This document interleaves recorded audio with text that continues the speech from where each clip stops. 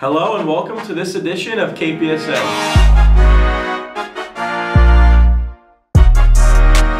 The class of 2023 has reached the finish line, but for many of our senior athletes, it is time to go the extra mile because we are in the throes of an exciting end to the spring season. We have a number of teams that will be making some noise in the postseason, starting with our softball team that is crushing team after team as they march toward their big rematch against Taunton coming up on Monday. Building on the momentum from their impressive victories over Billerica, Bishop Feion, Milford, and Canton, the Warriors are determined to finish the season as Hawk champs. This team has had 6 shutouts in a row. Nobody can get one past this stellar defense, and the talent doesn't stop there because the King Philip offense is also on fire. Led by their senior leadership of Livy Walsh, who recently showcased her power with the solo home run, Maddie Paschke has also been a consistent contributor with her clutch hits and big RBIs, while Taylor Reagan's ability to drive in runs has been instrumental in securing wins. The team's success also rests on the shoulders of their standout freshman pitcher McCoy Walsh, who has been a force in the circle. With an outstanding performance against Billerica, Walsh has demonstrated her ability to shut down potent offenses. As they prepare to face their rival, Taunton Tigers, on Monday, King Philip will rely on their collective strength and determination to continue their winning streak to grab that Hawk title. They will be at the PAL on Monday night at 7 p.m. Get out there and support this outstanding squad of King Philip Warriors. I think this time we'll be ready for them. It's definitely a big game for us. We've been preparing, getting a lot of hitting in, because that's one of the biggest things we need to win against them, and our defense is definitely strong, and we've strengthened it since the last time we played them, so we're definitely getting ready and we're super excited to play them. McCoy's probably gonna get the start. She pitched a good game against them last time. There's just one mistake. She let up a home run, which wasn't that big a deal. This time, I think with that hitter, we're gonna pitch to her differently. They're a strong team, so we kind of just gotta mix up what we're throwing, make sure they don't know what's coming, and just go at them hard. Our coaches always remind us never take any opponent lightly. So we kind of just take care of business. We try to score early to get that over with, so then we have room to work and kind of relax. And then the bigger games we play, we kind of just those are what we live for, I feel. The last time we played Taunton and North Attleboro, we were super hype and the energy was just 110%. So I think we kind of just business as usual when we play the weaker teams. Yeah, one of our biggest things is respect your opponent no matter who it is. So we kind of we know what we're facing, we respect them, we stay humble ourselves, and we just kind of go at it and do what we can. And when we're against the bigger opponents, like Libby said, we're super excited, we're more hype on the bench. We just fuel this energy that helps us take over in the game. With a record of 12-6, the baseball team is looking to end this season strong. Senior Brendan Sensai has been ripping the cover off the ball with an impressive batting average of .347 along with his 13 RBIs. On the mound, it has been sophomore Nate Panini leading the way with 21 strikeouts and a .88 ERA. The boys are currently tied for second place in the Hawk with the Taunton Tigers. They will head to Taunton High School at 3:45 on Monday, where they will conclude their regular season. This is a crucial game for the boys, as it could lock up the #2 spot in the Hawk with a big win. We wish the boys the best of luck and look forward to seeing if they can get another stab at the state championship. I feel we've had a very good baseball season so far. We've had a couple tough losses. We're confident now, finally starting to hit the ball. Everything's coming together. It's a great time to come together. I think we'll make it deep. I don't know if we're going to make it as deep as last year, but we'll try and hopefully get it done. We've had a pretty good season so far, only 2 games left. We have Haas on the bump tonight. Things could have gone better this year, but honestly, very strong year. Hoping to end the season strong in practices, hoping to go hard in the rest of the games, hopefully end the top spot before the playoffs, and hopefully go in the playoffs strong and get back to the chip. Go. Season been going well. Arm's been throwing the ball pretty well. Yeah, Nate Panini, he's been shoving. Rudy has been throwing really well as well. And going in the playoffs, we just got to keep it going, keep the bats going. We should be fine. After a tough 3-game losing streak against North Attleboro, Franklin, and Lincoln Sudbury, the boys lacrosse team is looking for a big bounce-back win against Bishop Feion in this team's senior night tonight. Hopefully the boys can rally back and not lose another game with only 2 to go in the regular season. We got 5 seniors. They've been through the thick and thin of the program, so we're really going to show out tonight against a gritty Bishop Feion team. I think it'll be close, but I think we'll come out with the top. We're just gonna, you know, work on 5-star, getting our passing and cradling in, and we gotta put the ball in the back of the net. So we're hoping to, you know, install new offenses, and maybe, you know, defense is looking good, but I think if we can just put the ball in the net, we're gonna win some games. The girls lacrosse team looks to finish up their regular season games on a high note with big matchups this week and next. Despite a tough 13-8 loss against a talented Weymouth team last week, the girls won back-to-back games early this week against Stone and Hopkinton. They celebrated their 3 seniors, Isla Weibland, Emily Campbell, and Haley Bright against Stone on Monday and pulled out an 18-2 win. They battled in a competitive match against Hopkinton that resulted in a win with a score of 11-8, where junior Mara Boldy stepped up on the defensive end, causing many turnovers that helped guide the Warriors to their win. Going into the game this afternoon against Fian, the girls have a record of 10-5 and will look to make it 11. This is their last home game of the season, so we wish them the best of luck and hope to see you there. We have 1 week left of the regular season, and those should be pretty good games to get us ready for playoffs. We've been having some good competitive practices to get us all ready for playoffs, and hopefully we will make it far. Friday we're playing Fian, which will be a really good matchup. They just lost to Foxborough, so hopefully we'll come out with a good win. The track team has been focused on preparing for the Hawk Championship meet that will take place at Foxborough High School tomorrow at 9 a.m. The coaches had a target a week of training and recovery this week, preparing everyone for some heavy competition and adrenaline in this big meet. I think that the team's been doing great. We have a lot of strong veterans, a lot of strong athletes, and the freshman class this year, there's a lot of talent. There's some very fast runners in all of the events, the sprints, mid-distance and distance, as well as the field events. And we're looking forward to the league championship meet this Saturday, the Hawk Championships. I'm in the open 400, maybe in the relays. Might get shifted around depending on what the team needs. And we're gonna have some very strong athletes. We have Luca Giardini in the 400 hurdles, maybe going for the win in that event. Looking to place in the 800 as well. Our 4x8 team is hoping to place very highly in the league. Nate Sylvan, absolute stud. He's hoping to place very strongly in his events in the distance. And as far as the girls team is looking great as well. We have actually sophomore Daniel Muccio is going for the win in the 800, which is amazing. There's a lot of strong athletes all around. We're very excited, looking forward to the league championship. So it's going to be good. Our coaches have been really great, and they've been giving us a nice later week. So Monday we had off for like Mother's Day, which is great. Tuesday we had a 25-minute run. Yesterday we had a little bit of speed work in our run, but nothing we couldn't handle. And then today and tomorrow should be recovery runs, which is really nice. How do you think that track team's going to do at Hawks? I think we're going to do it right. We have a good amount of people running the net, some solid people like Nate. He's running the mile, 2 mile.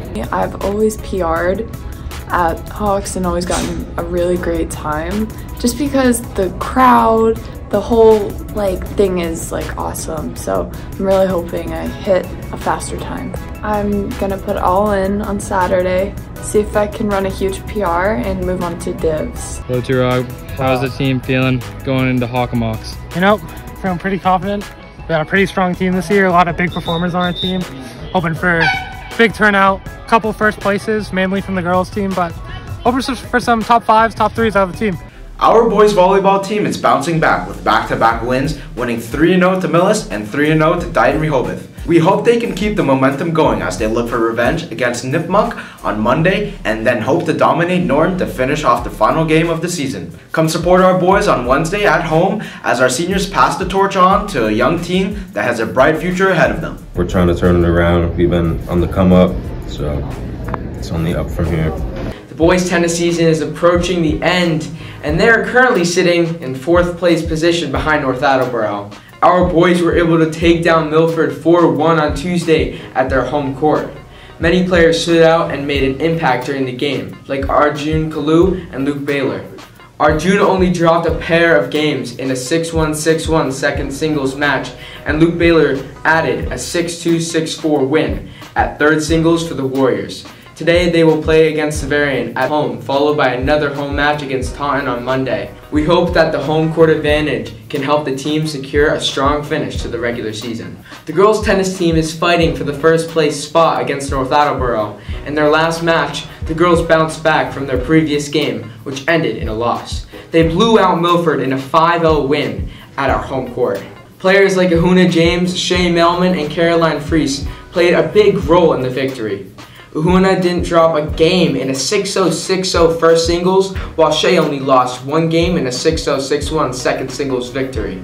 Finally, Caroline landed a 6-4, 6-4 win at third singles. Yesterday, they took on North Attleboro in a big match that could determine who wins the Hawk. Today, the team travels to Foxborough, and they are poised for a strong finish with some big momentum for the postseason. Coach Goldberg is definitely just as motivated as ever.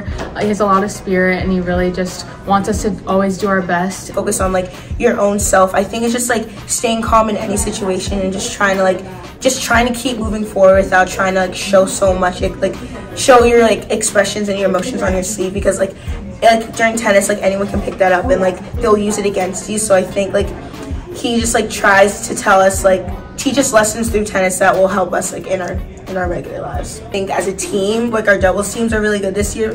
This year they communicate really well, and I think because like they've been playing for so long with each other, like they've created a great bond that helps them move forward.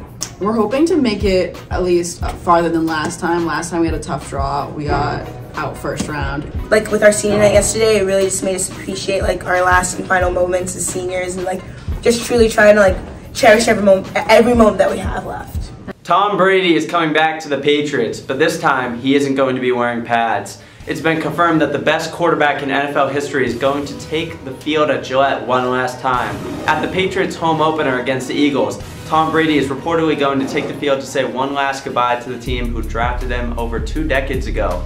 The game itself will be a tough game against Jalen Hurts and the Eagles, but fans are hopeful Brady's success rubs off on the team and they can pull an opening day win. By the way, Matt Patricia will also be there coaching on Philly's sidelines. Perhaps that will give the Patriots even better chance of winning the game. Hi, I'm here with Celtics enthusiast Grant Kinney. We're at Game 1 Eastern Conference Finals. Heat versus the Celtics. Pre-game, tell me about your thoughts on the game and who you think's gonna win. I think the Celtics are gonna go on, but I think they're gonna win by at least 20. Jason Tatum won't be stopped. They don't have anyone to guard him. Caleb Martin is not gonna do anything. Jimmy could probably stop him, but they're not gonna put him on him. They're not gonna put him on JT. I'm scared a little bit about Jimmy's offense. Yeah, kick Jimmy out, you know? Get him out of the playoffs, pack him up like we just did to the Sixers. It's easy, you know? The third quarter seemed to be killers for the Celtics. With a 9-point lead at half, the guys were down 12 after the third quarter, and by the end of the game it seemed like Jason Tatum did not want the basketball in his hands. He had a quiet 30 points but choked late in the fourth. The Celtics hope to even the series tonight and take off for Game 3 in Miami on Sunday. The Celtics and Heat have had quite the history, as they've always been two very competitive teams that seem to take the series to either 6 or 7 games every time. The last 3 times the Celtics dropped Game 1, they have won the series in 7. I got Celtics in 6. You know, Jimmy Butler will probably put up 45 a game, but with no hero, and I don't think they really have another guy, honestly, besides Bam. But I think we can stop them, and if Tatum's putting up buckets, we're all good. I don't really think the Heat stand a chance. There's a statistic going around, they only have a 3% chance to beat us. I would say it's 1%, to be honest. They really won't beat us. Celtics in the finals are going to beat the Lakers in 6. I got the Celtics in 5. I don't think the Heat are as much competition as the Sixers. You know, Jimmy Butler's nice, but he's not going to stop this dominant Celtics team. I think this Heat team is just terrible. They had a fluke against the Bucks, good for them. But then the New York Knicks took them to 6. Should have went to 7. If you can't guard Jalen Brunson, I don't know how you're going to guard Jason Tatum. So I think we get out of there with ease. I think it's going to be a close all series. I think another Game 7 series, probably. I'm just a little worried about Tatum. You just never know what to expect with him, but if he can stay consistent with Brown, shouldn't have a problem. Yeah, Heat's the ET coming in, so they really aren't expected to win, but Celtics had trouble with the Heat back in every year pretty much in the playoffs. And Jimmy Butler's pretty good, so I got Celtics in 6, but I think it's definitely going to be a battle. I think you'll see some 40-point games from Jimmy Butler and some 30 balls from Tatum and Brown. I think they're going to win it in 4 because I think they're going to realize that Blake Griffin's probably the best point scorer on the team. Jason Tatum's good, but he's not Blake Griffin good. Blake Griffin 1 slam dunk contest winner and 1 card jumped over. Jason Tatum, 0. I think we should come out Eastern Conference champions, and then we should be in the NBA championship before the other team comes out, because I think we win this series in 5 games. Because Jimmy Butler is a fraud. Jimmy Butler cannot shoot. All that guy can do is play defense. Jimmy Butler is not a bucket. Tyler Hero, dude hasn't done anything since the bubble. End of story. Marcus Smart, Jason Tatum, Jaylen Brown. Tatum dropping 51, game 7, right? Now it's Brown's turn, all right? I want to see Brown drop 50 this series. He's going to do it. Done. Let's get it. You heard him. Brown going off. She's rolling to the chip. Let's go. Tatum finding some space. Swerving around Embiid. Step back. Three-pointer. Got it. He's got 30 already. Timeout Philadelphia. At the end of the day, everyone knows I just want to parade inside my city, yeah. And to the class of 2023, we thank you for the spirit and dedication to the green and gold. We know you are carrying away life lessons that will serve you well in the pursuit of happiness, experiences that will help you find success, and friendships that will last a lifetime. We hope you have a sweet ending to a new beginning. Farewell 2023. Looking back on my KP career, I think something that stands out a lot is just the sheer amount of like good runners that we had through, like even starting at my freshman year. Like we had Mike Griffin, and then going up from there, there was just a lot of good talent on the team, and you don't see that a lot. I'd definitely say, you know, the Gillette Stadium Super Bowls back-to-back years. You know, that's something I'll never forget, and you know, I was unfortunate about the losses, but you know, it's the best times of my life. Definitely getting the game-winning assist on senior night, and laughing at practices with friends was a great time. You know, you never really realize how like crazy Gillette is until you step onto that field and you're like, wow. So, you know, 2 times we didn't win, but it's more of the experience that matters. You know, I stepped on that field with my brothers, my family, you know, friends for the rest of my life, and that's all that matters. You know, a win would have been nice, but honestly, I wouldn't throw away that experience for anything else. I'd definitely say that our best moment as a team was when we won our first playoff game, and I think it was 11 or 12 years. That was crazy. In the locker room, we were all throwing water bottles at our coach, and he fell over. It was just hype. Like, that was easily the best moment. Going to playoffs for hockey, there was a really big crowd there at the rink cheering us on, which really got my team motivated to play harder. Unfortunately, we didn't win, but the experience was still really cool. Beating Severian, you know, that's something I'll never forget. You know, that's definitely a win. That's, you know, hits home, you know. And my other memory is probably Coach Lee told me I was going to be captain. You know, all the hard work I put into that, it was a huge thing for me, and it was a goal of mine I really wanted, and you know, I'll remember that for a while. I'd say definitely my parents. They're always cheering for me, rooting me on. They're at every game. And also, I guess I'll say my teammates, because they always like help me keep my head up. They keep me focused on the court. And also my coaches, you know, I mean everything. It's everyone. Everyone just helps out. No one has bad vibes really. It's just everyone around me is helping me out. I'd say the person who helped me out the most in my track career was my coach. You know, he just had a big impact on the team. I would say all my teachers had a big part of my success in high school, because they all pushed me to get good grades and helped me get into the college that I'm going to. My dad, because he gave me my first set of golf clubs and taught me how to, you know, swing the clubs. So definitely my assistant coach was there for me, giving me tips and tricks and pointing out my mistakes and what I did wrong and how I can learn from it. For the academic side of it, Mr. Walsh, he really turned things around for me. You know, I wasn't the best student coming into high school, and then he came in and you know, it just changed me completely. And then for the football side of it, I would definitely say Coach Lee.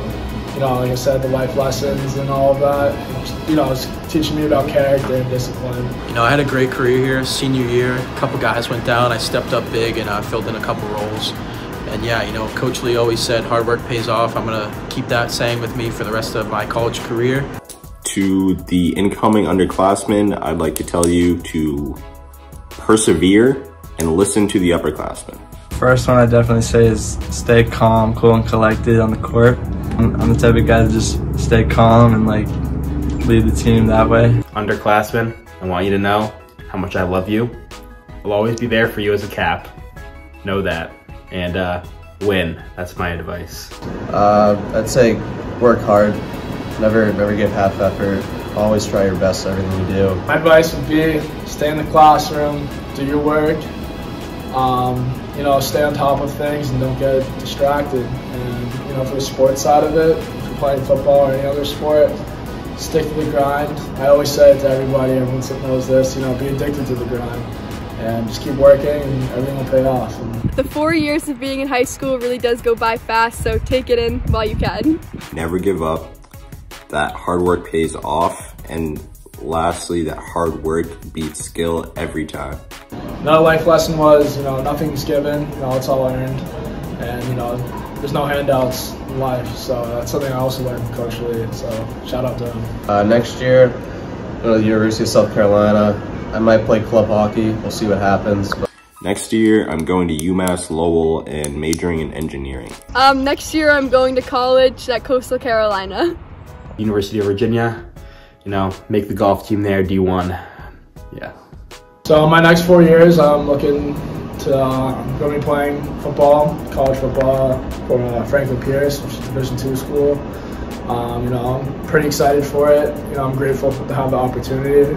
And I'm looking forward to continuing my own legacy and winning some chips at Nichols. Goodbye, my friend. Been the one. You've been the one for me.